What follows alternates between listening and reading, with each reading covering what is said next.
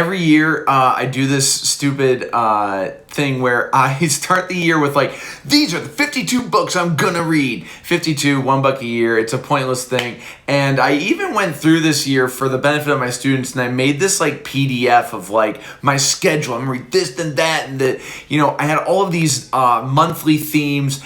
And by week 3, that goes right out the window, because I will pick all of these books that are some type of category of books I need to read, books I should read, books that I've been meaning to read, books that fit a genre, books that I've been told fit a feel.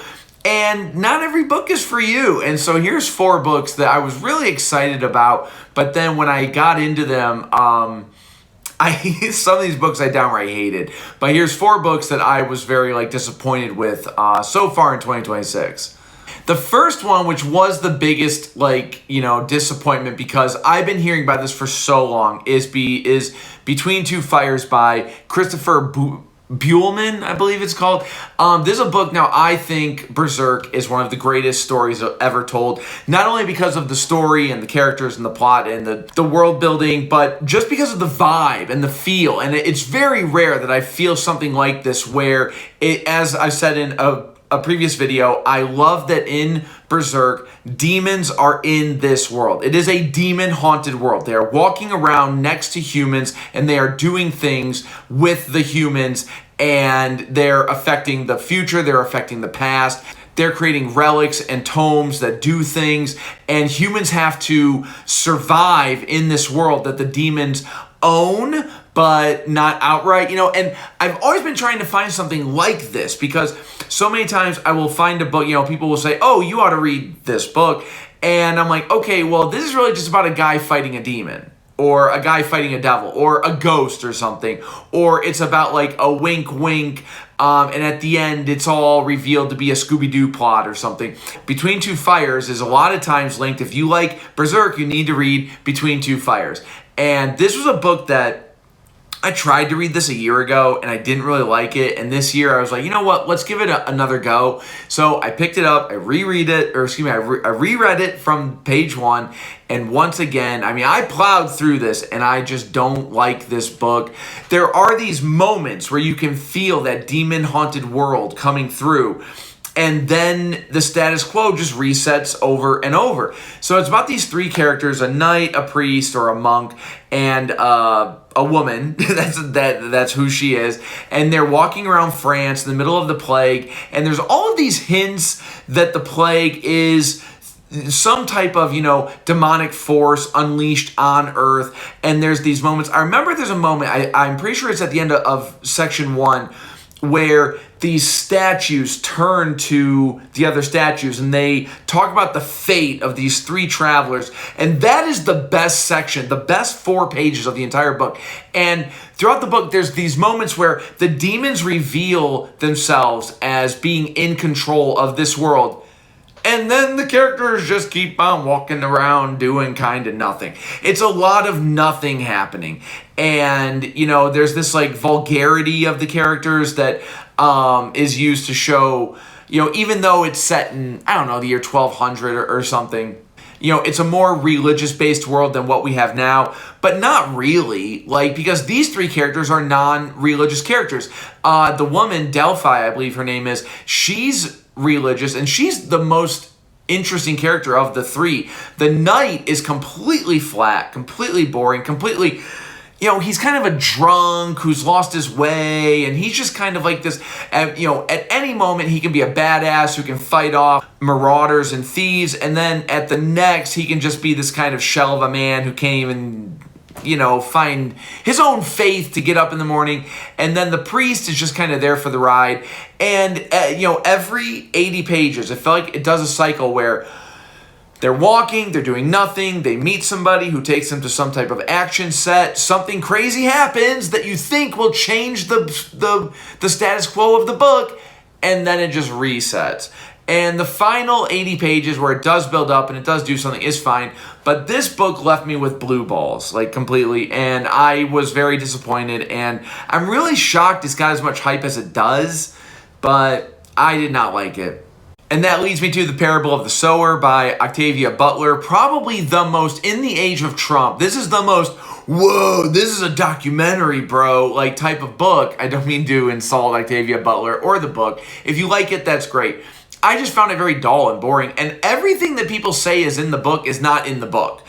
This book is totally like, whoa, Octavia Butler wrote a book in 1992 about how climate change was going to ruin the world, and a right-wing Christian fascist dictator rises under the banner of Make America Great Again. That's not in this book. That's in the sequel, The Parable of the Something. I forget what. I'll try to put it right here. But that's not in this book. This book is it totally gives off YA vibes, and that's not a bad thing. But as a middle school teacher, I read a lot of YA books, and I don't want to read another one. But it's about the main character is from a family. They're in this they're in this California town that's like a last outpost that still has their shit together while the rest of the world is crumbling under instability through these 500 different factors. And she's just got too much going on. The main character has this like ESP empathy type thing, which is very much like Deanna Troi in that it's kind of useless. Every now and then she'll say, oh, when something bad happens, I feel it so much worse. And people go, that must be hard. It is. And then they just keep walking around doing nothing. And there is some kind of shocking sex scenes, but it just doesn't lead to anything. And after they, in the first 100 or so pages, they have to leave their little commune and they have to go out into the scorched earth. And that's when the book just becomes dull, like very boring. Not much happens. And there's like all of these YA moments of like, this could be a dangerous thing if it wasn't for me having these skills or powers or perceptions or wisdom or something. And then she's writing this new Bible, the Earthseed Bible. And you would think, and like, so every chapter, I believe, or every section, it opens with a passage from this Earthseed Bible, like New Age, bumper sticker. Like I don't have one in front of me, but it's like as the people do wrong things will come to the people. Like none of it was deep to me in any way. And it's like, okay, is this going to add to things? Will these sections foreshadow some big deal that's going to happen later? No, it does not. There's some side characters. And they do some like shocking sex scenes, but that's kind of all they're there for. And it just meanders. And the whole time, all I could think was, I wish I was reading The Road again. So I was really bored by this. Like, I want to read more by Octavia Butler. She is considered one of the masters of science fiction, right? And so I would like to read Dawn. But even the sequel to this, I'm like, I don't know. There's probably something else I should read. Next up is a book that's probably a skill issue. This was Blindsight by Peter Watts. This has been on my TBR for a long time. I tried to read it one time, and I just was, I read the first few pages, and I was like, whoa, I'm not ready for this one. It's really hard to read.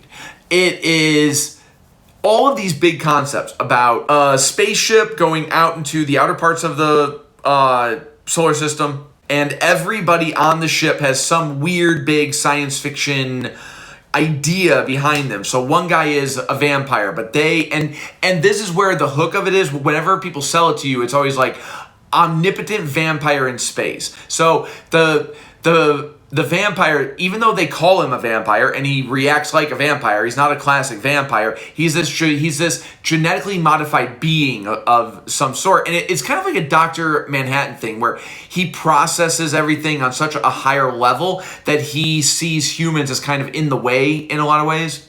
It was one of those books where struggling with the prose and asking, what is going on? What is going on the surface level? There is a plot where the ship is going to the outer reaches and then it meets another ship and it's this AI-infused thing. And it's all of these ideas and concepts. And then it goes into what the characters are struggling with in their modified minds. And the whole time, I'm just like, what the hell is going on here? I couldn't penetrate it.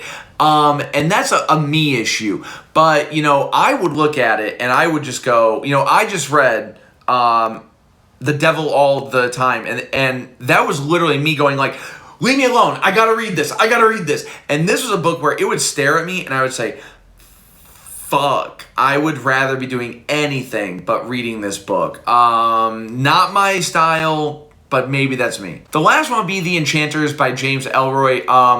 The American Underworld trilogy, which is American Tabloid, The Cold 6000, and Bloods a Rover. I mean, that's some of the greatest books. That is the greatest 2,000 pages I've ever read in my life. And then the LA Quartet was so-so, but The Enchanters was, I just didn't like, I didn't dig it. It's Freddie Otash investigating Marilyn Monroe through her death, and then there's all of this fallout, and it's like, I just didn't feel, like, number one, I'm not attached to, like, Marilyn Monroe as a pop culture icon, as a symbol, as a moment in time. I'm just not into that. And so there's all this like longing about LA and that era that I just don't care about. And Freddie Otash was just such a one-note character to me versus American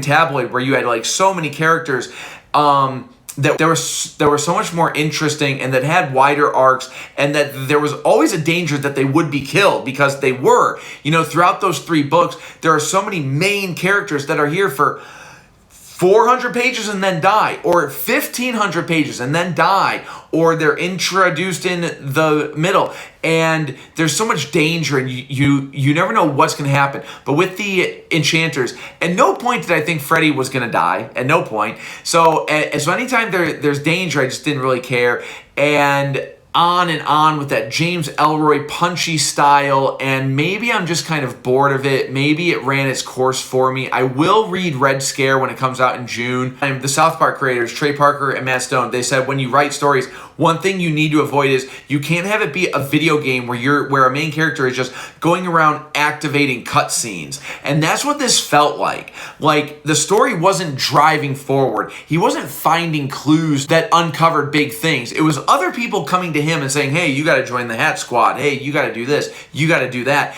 And in a way, like, the book exists, and it is fun to read as a history of very dark times. That's fun.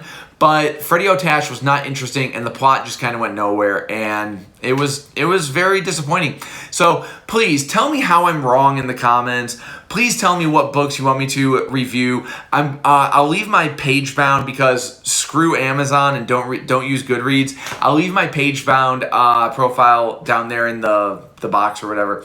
But thank you for watching.